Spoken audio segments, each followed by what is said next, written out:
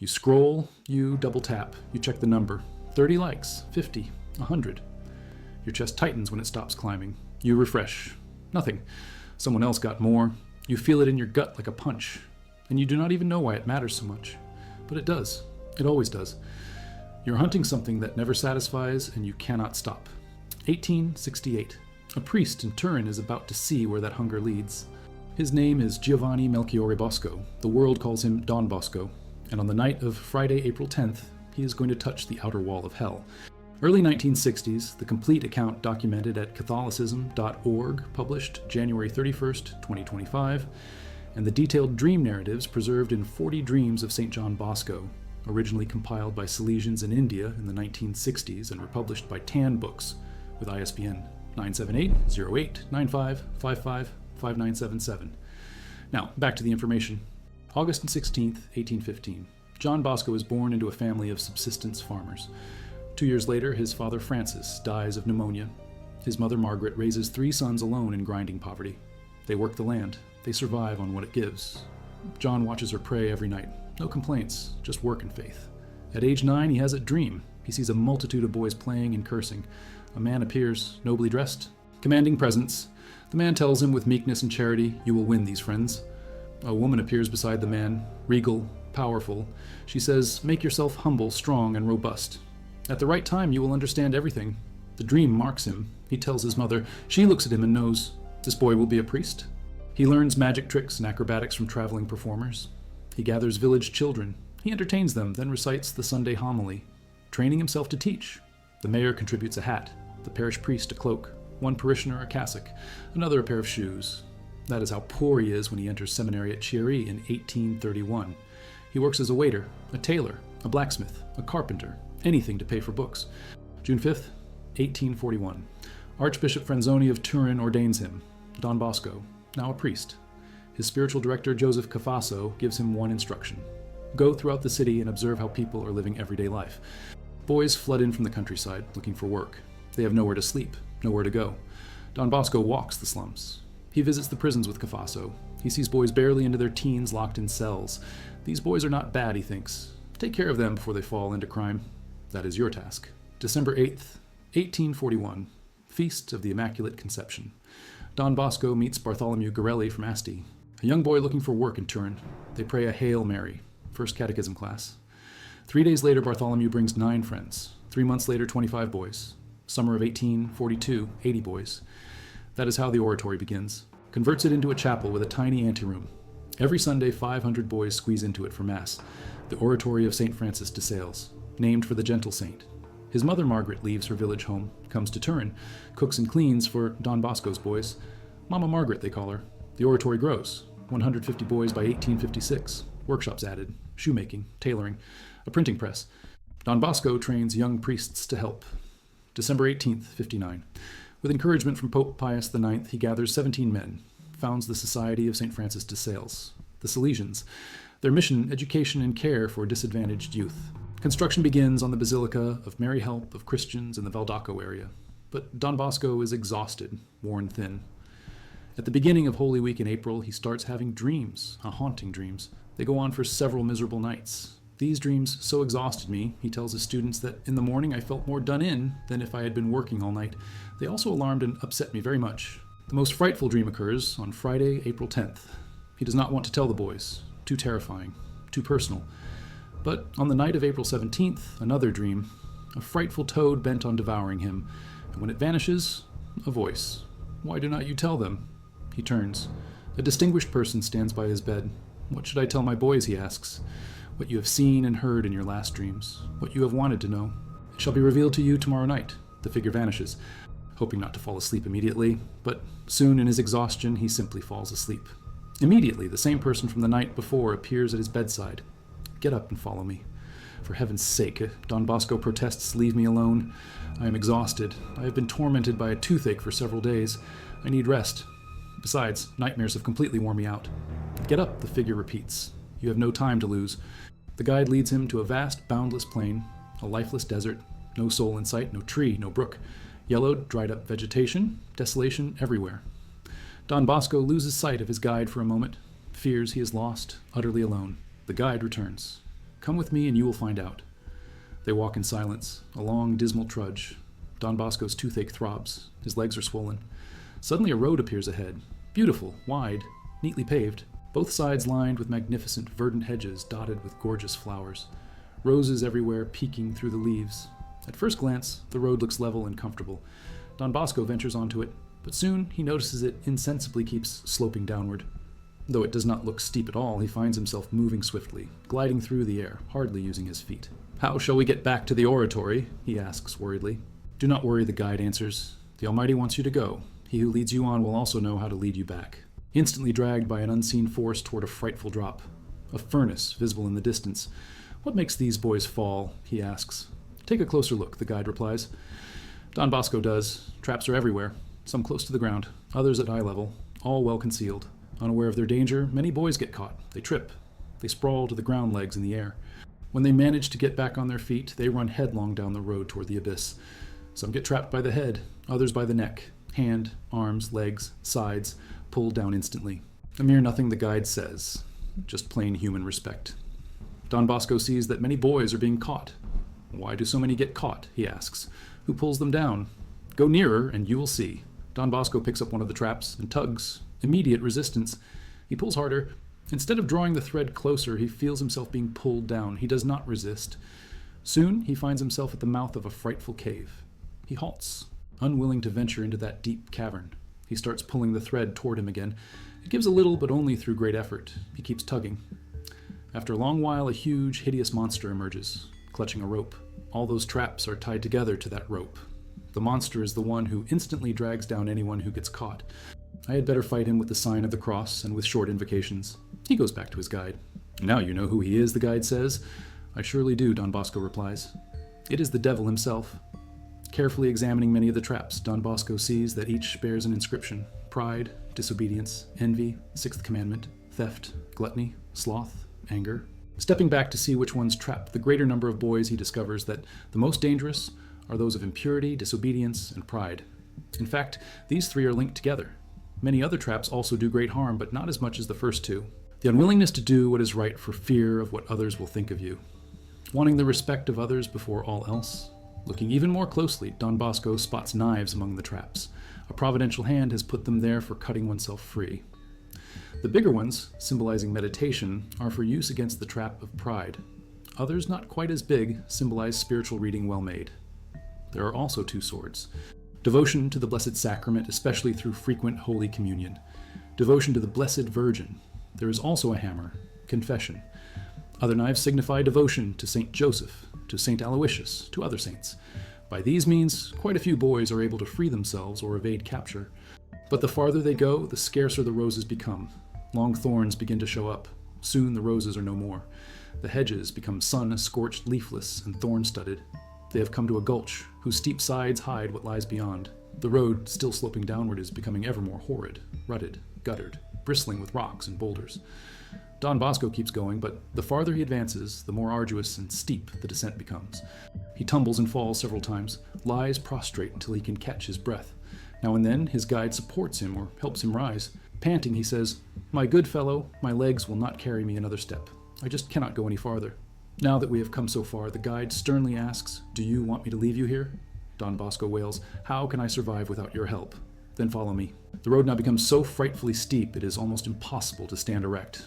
At the bottom of this precipice, at the entrance of a dark valley, an enormous building looms into sight, its towering portal tightly locked, facing their road. When Don Bosco finally gets to the bottom, he becomes smothered by a suffocating heat.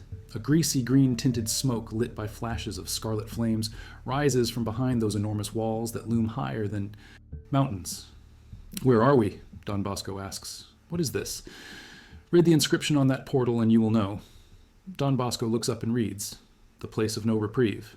He realizes they are at the gates of hell. "Depart from me, you cursed, into everlasting fire, which was prepared for the devil and his angels." Suddenly the guide turns. Upset and startled, he motions Don Bosco to step aside. "Look." Don Bosco looks up in terror. In the distance, someone racing down the path at an uncontrollable speed. He keeps his eyes on him, trying to identify him. As the figure gets closer, he recognizes one of his boys. Disheveled hair partly standing upright, partly tossed back by the wind. Arms outstretched as though thrashing water in an attempt to stay afloat. He wants to stop, but cannot. Tripping on protruding stones, he keeps falling even faster. "Let us help him," Don Bosco shouts. "Let us stop him." He holds out his hands in a vain effort to restrain him. "Leave him alone," the guide replies. "Why? Do not you know how terrible God's vengeance is? Do you think you can restrain one who is fleeing from his just wrath? Because God's wrath will pierce hell's gates to reach and torment him even in the midst of fire." As the boy crashes into the portal, it springs open with a roar. Instantly, 1,000 inner portals open with a deafening clamor, as if struck by a body propelled by an invisible, most violent, irresistible gale.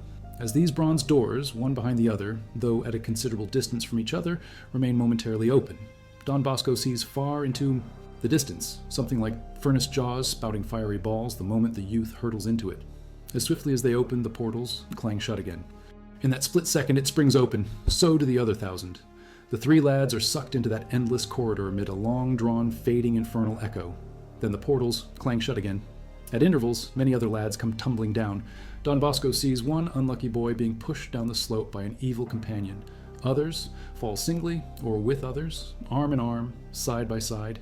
Each of them bears the name of his sin on his forehead. Don Bosco keeps calling to them as they hurtle down. They do not hear him. Again the portals open thunderously and slam shut with a rumble. Then dead silence. "We are working in vain. How can we prevent such tragedies?" "This is their present state," the guide replies. "That is where they would go if they were to die now." Just then, a new group of boys comes hurtling down. The portals momentarily open. "Let us go in," the guide says. Don Bosco pulls back in horror. "Come," the guide insists. "You will learn much." Threatening inscriptions shine eerily over all the inner gateways. The last one opens into a vast, grim courtyard with a large, unbelievably forbidding entrance at the far end. From here on, the guide says, no one may have a helpful companion. A comforting friend, a loving heart, a compassionate glance, a benevolent word, all that is gone forever. Do you just want to see, or would you rather experience these things yourself? I only want to see, Don Bosco answers. Then, come with me.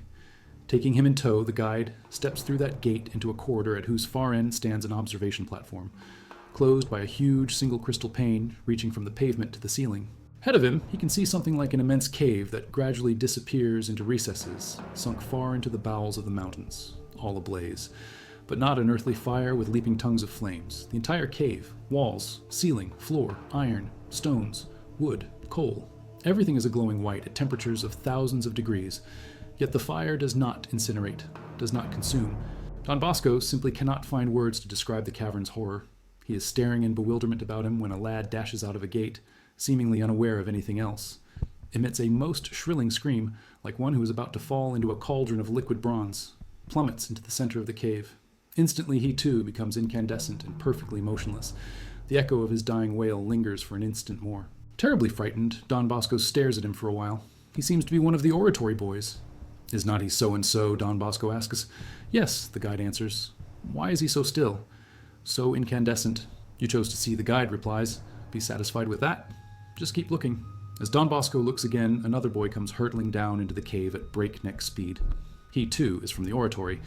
More frightened than ever, Don Bosco asks, when these boys come dashing into this cave, do not they know where they are going? They surely do, the guide answers. They have been warned 1,000 times, but they still choose to rush into the fire because they do not detest sin. They are loath to forsake it. Furthermore, they despise and reject God's incessant, merciful invitations to do penance. Thus provoked divine justice harries them, hounds them, goads them on so that they cannot halt until they reach this place, tearing their own flesh and spitefully throwing it about. Just then, the entire ceiling of the cave becomes as transparent as crystal, reveals a patch of heaven, their radiant companions safe for all eternity.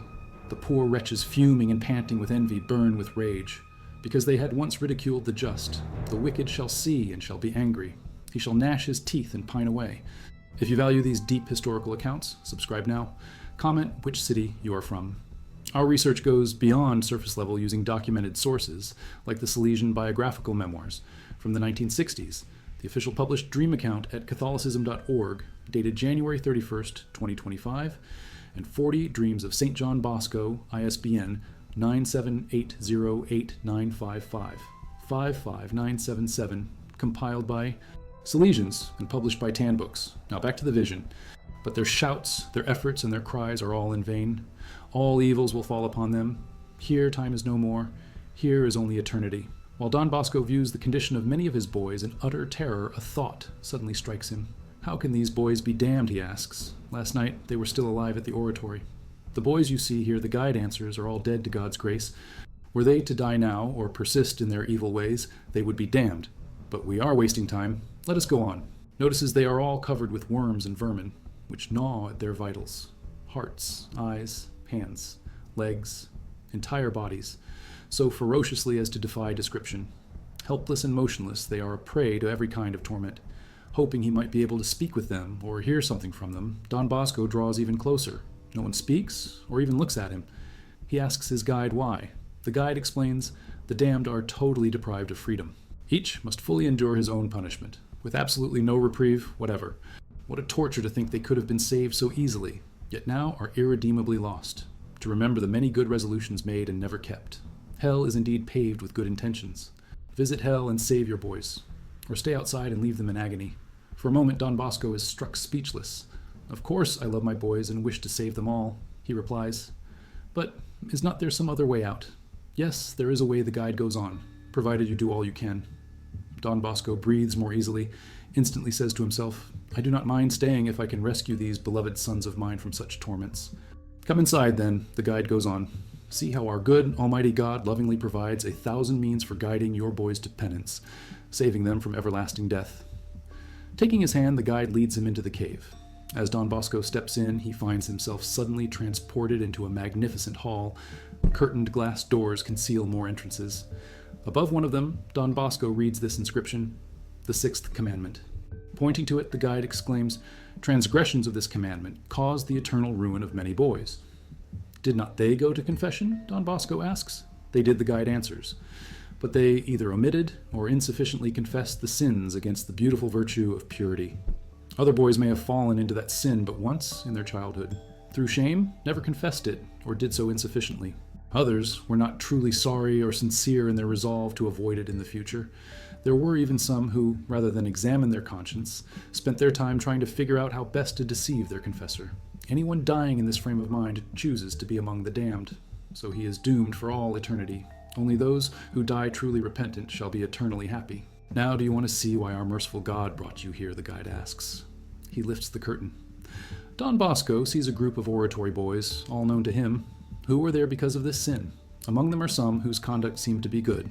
Now you will surely let me take down their names, Don Bosco exclaims, so that I may warn them individually. It will not be necessary. Then what do you suggest I tell them? Always preach against immodesty. Bear in mind that even if you did admonish them individually, they would promise, but not always in earnest. For firm resolution, one needs God's grace, which will not be denied to your boys if they pray. God manifests his power especially by being merciful and forgiving. On your part, pray and make sacrifices. As for the boys, let them listen to your admonitions. Consult their conscience. It will tell them what to do. May I mention all these things to my boys? Don Bosco asks. Yes, you may tell them whatever you remember. What advice shall I give them to safeguard them from such a tragedy? Keep telling them that by obeying God, the church, their parents, and their superiors, even in little things they will be saved.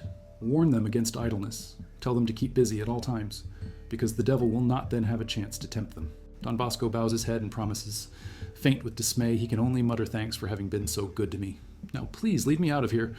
All right then, come with me. Encouragingly, the guide takes his hand, holds him up because Don Bosco can hardly stand on his feet. Leaving that hall in no time at all, they retrace their steps through that horrible courtyard in the long corridor. But as soon as they step across the last bronze portal, the guide turns to Don Bosco. Now that you have seen what others suffer, you, too, must experience a touch of hell. No, no, Don Bosco cries in terror. The guide insists. Don Bosco keeps refusing. Do not be afraid, the guide tells him. Just try it. Touch this wall. Don Bosco cannot muster enough courage. Tries to get away. The guide holds him back. Try it, he insists. Gripping his arm firmly, he pulls Don Bosco to the wall. Only one touch, he commands, so that you may say you have both seen and touched the walls of eternal suffering, that you may understand what the last wall must be like if the first is so unendurable. Look at this wall, each 1,000 measures thick, equally distant from the next one. Each measure is 1,000 miles. This wall, therefore, is millions and millions of miles from hell's real fire. It is just a remote rim of hell itself.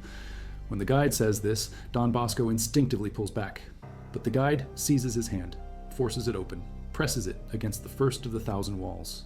The sensation is so utterly excruciating that Don Bosco leaps back with a scream, finds himself sitting up in bed. His hand is stinging.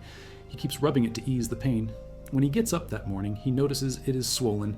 Having his hand pressed against the wall, though only in a dream, felt so real that later the skin of his palm peels off. He tells them everything he has seen, the traps of human respect, the boys falling into hell, the cave of eternal fire, the inscriptions, the horror. Bear in mind, he says, that I have tried not to frighten you very much.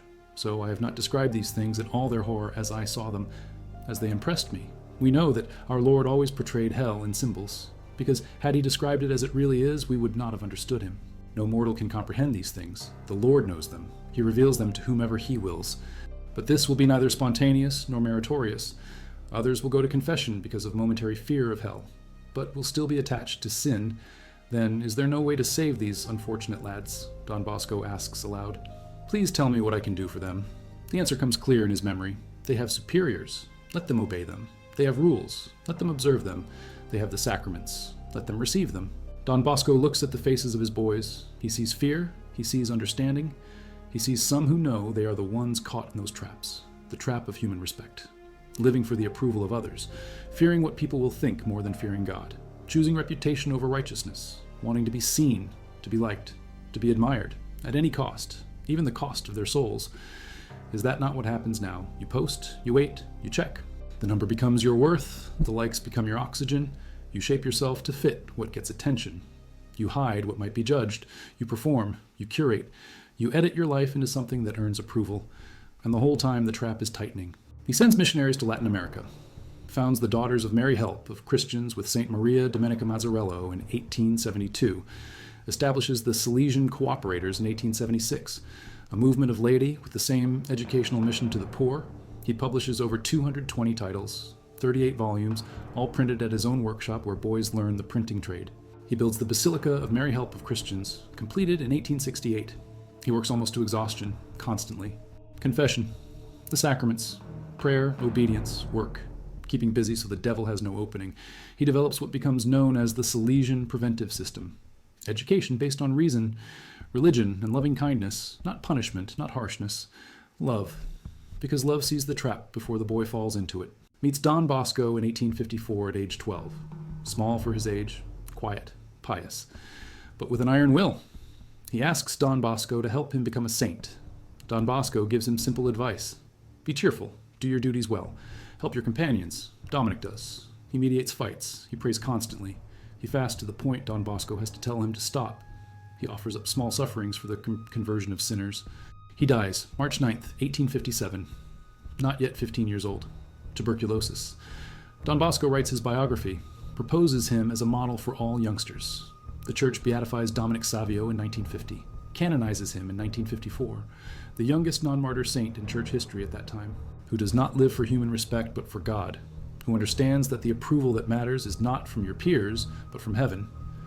Dominic proves the dream was not just a warning. It was also a roadmap. January 31st, 1888. Don Bosco dies at dawn in Turin, worn out from decades of tireless work. His last words to his Salesians, love each other as brothers. 40,000 people come to pay their respects as his body lies in state. His funeral is a triumphal procession.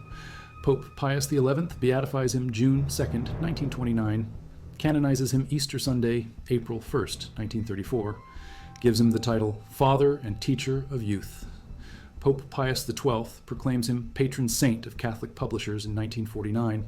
Today, the Salesians are the second largest religious order in the world, over 14,000 members, operating in 134 countries, running schools, youth centers, technical training programs, missions, all following the method Don Bosco pioneered: reason, religion, loving kindness. The Daughters of Mary Help of Christians number over 11,000 sisters in 97 countries. The Salesian Cooperators number in the hundreds of thousands, all carrying on the mission to save young people from the traps, to show them the tools to cut themselves free.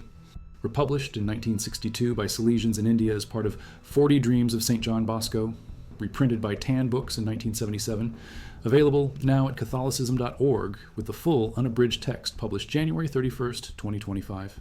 The dream is not hidden, it is documented, preserved, available to anyone who wants to read it, because the warning is still relevant.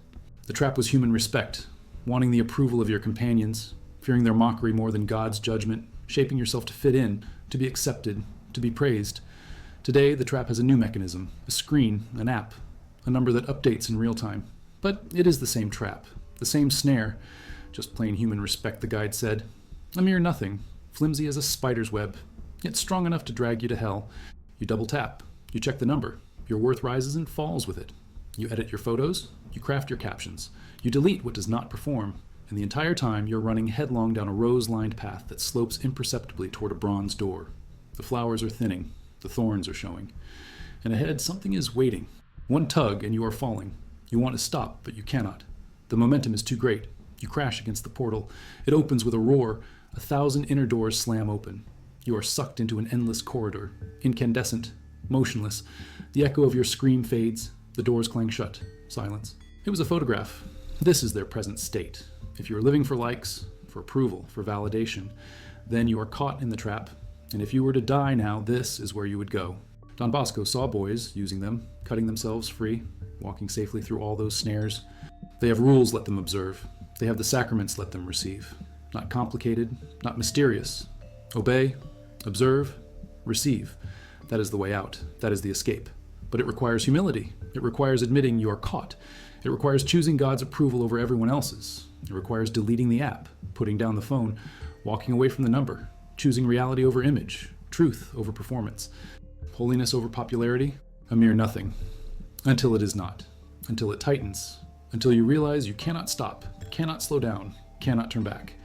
Until you're tumbling headlong toward a bronze door that opens with a roar.